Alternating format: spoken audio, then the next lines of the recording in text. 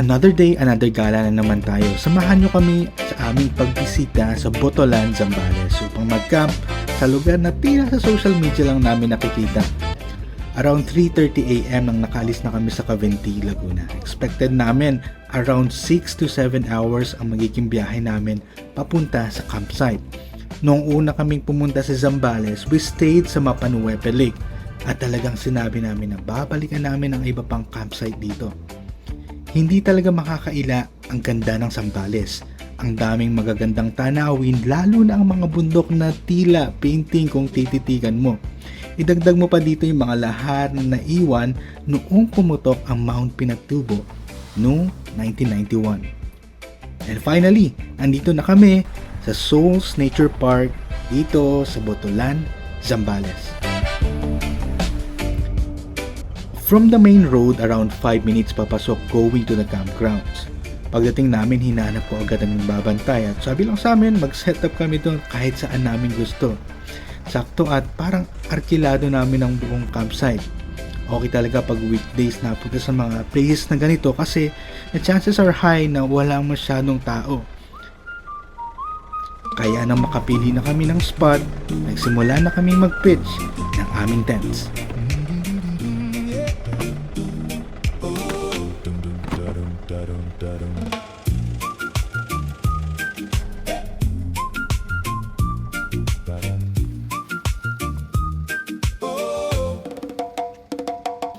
Got 1,000 things to do, and your phone keeps buzzing through. Just unplug and be free. In this life there's so much rush, all the pressure feels too much. Just unplug and be free. Don't you stress now, just be free. Ooh. Let the good times roll, don't you worry. Let it go, just let the good times roll.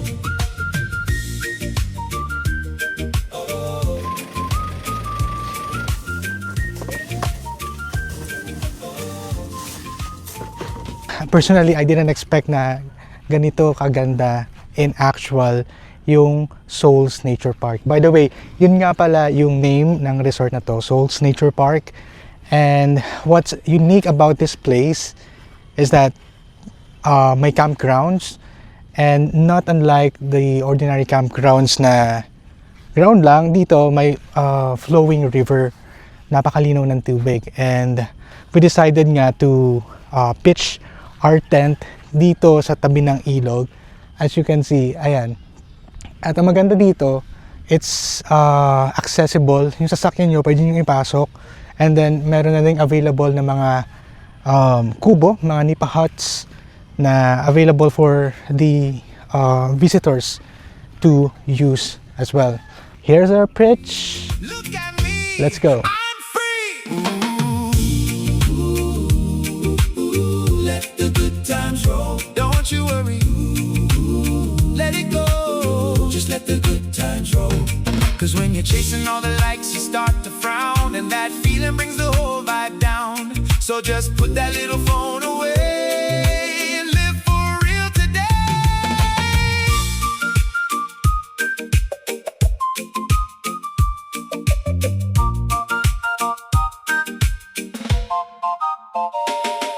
Sabi ko nga sa inyo, di ba, very convenient nung aming pitch ngayon, and pakita ko sa inyo kung ano yung naging setup namin for today.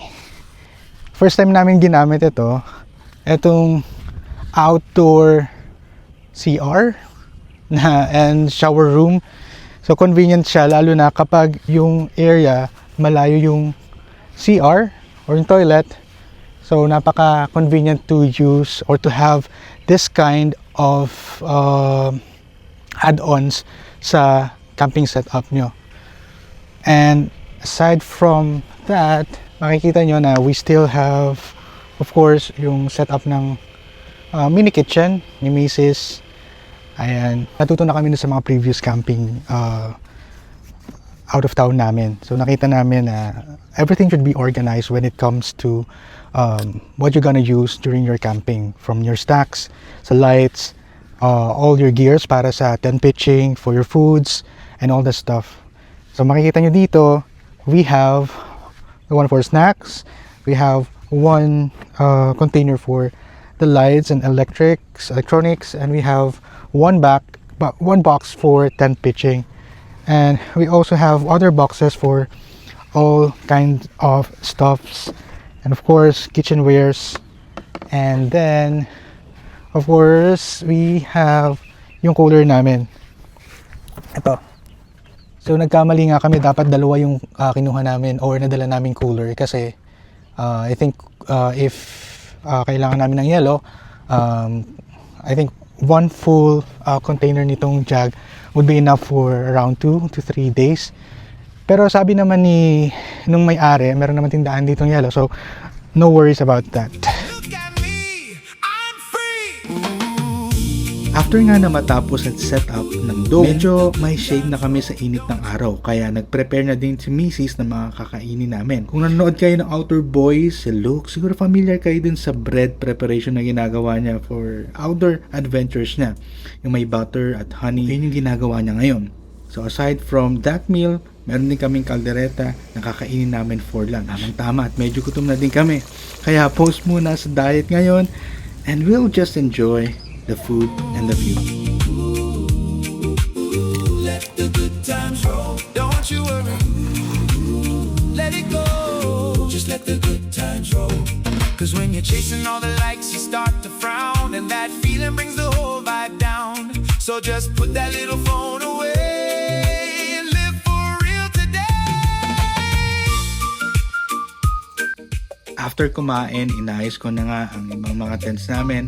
Ayos nga itong nakitang tent namin kasi pop-up tent siya na sobrang daling i-setup. Siguro less than 2 minutes, nakatayo na agad yung tent na ito. Don't you worry. Let it go. Just let the good times roll. Oh. Don't you worry now. At ito na nga, humiga na si Mrs. at nakatulog na din, siguro dahil sa pagod. Habang mahimbing ang tulog ni Mrs., nag-decide ako na lumublob na din para ma-refresh naman ako after matapos ang pag-setup ng camp namin.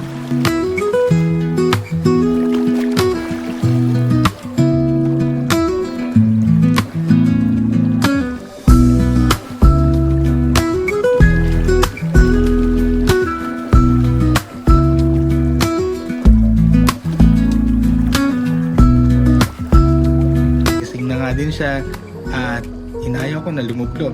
Sarap dito. Solong-solo namin ang lugar na parang sa amin ang Woke mundo. up today and I felt the sun. Every day with you just feels like fun. Holding hands, walking by the bay. All these moments I wish would stay. You and me side by side. Laughter and love in this time. Under stars we make our dreams. Nothing's ever as it seems. Together with you, life feels so true. Just me and you. Lapit hapon na at it's time to turn on the lights. Time na din siguro para mag-work ako at may mga pailang-ilang meetings ako. And I thank God kasi ganito yung nature ng work ko na I can work anywhere as long as may power supply, may stable na internet connection, okay na ako. And it's almost midnight, kaya pahinga na muna tayo. Good morning! Tapos na yung first night namin dito sa Souls Nature Park. Again, dito to sa Botolan, Zambales.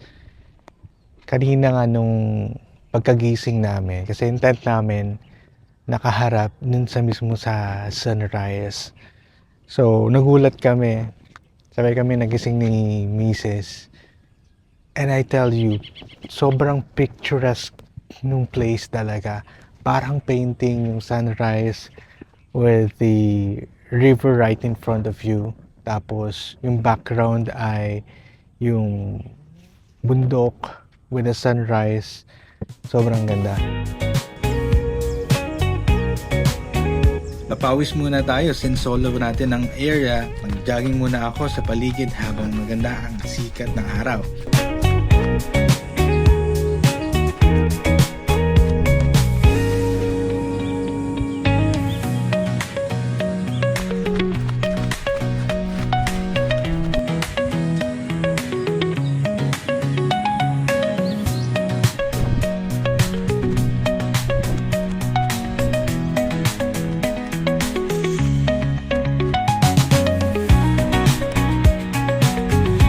Naalala niyo ba yung bread na prepare? Kagabi ay nilagyan na ito ng tubig para umalsa na.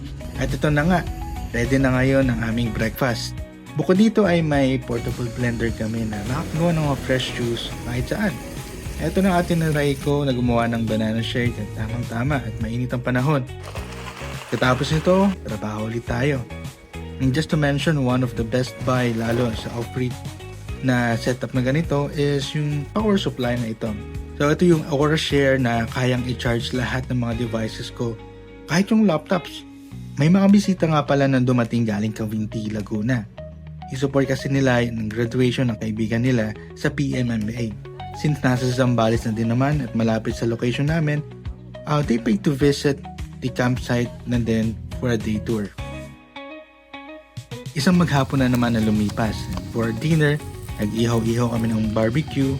May isang bata nga dito na taga dito na mukhang natatakam sa iniihaw namin. Kaya ito at tinawag namin at binigyan namin ng 2 steak. Mukhang natuwa naman at nasarapan siya. Nung gabi nagtry nga din pala ako na mag-midnight na sky shot. At ito ang ilan sa mga pictures na nakuha ko with long exposures. Kinabukasan niya, maaga na kami nag-pack up. Isa sa mga pinakamahirap at nakaka-enjoy din na gawin ito during camping. Nagahanaan namin para hindi ganun kainit.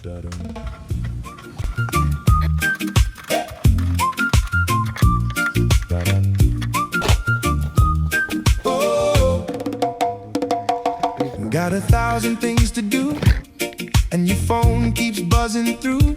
Just unplug and be free. In this life there's so much rush, all the pressure feels too much. Just unplug and be free. Don't you stress now, just be free. Ooh. Let the good times roll, don't you worry. Let it go, just let the good times roll.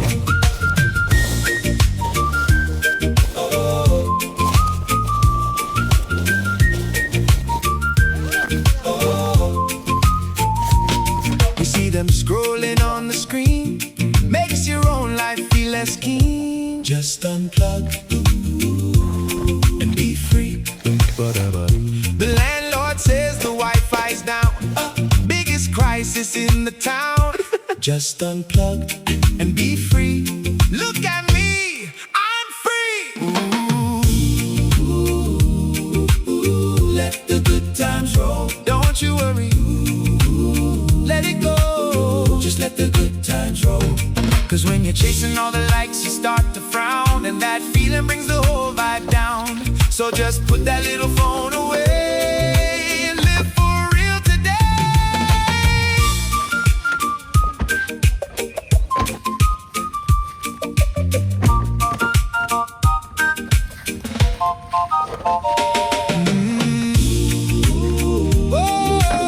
Let the good times roll. So far, isa rin to sa best campsite na napuntahan namin. Ang Souls Nature Park, dito sa Botolan, Zambales. Hanggang sa susunod na gala natin. Ingat!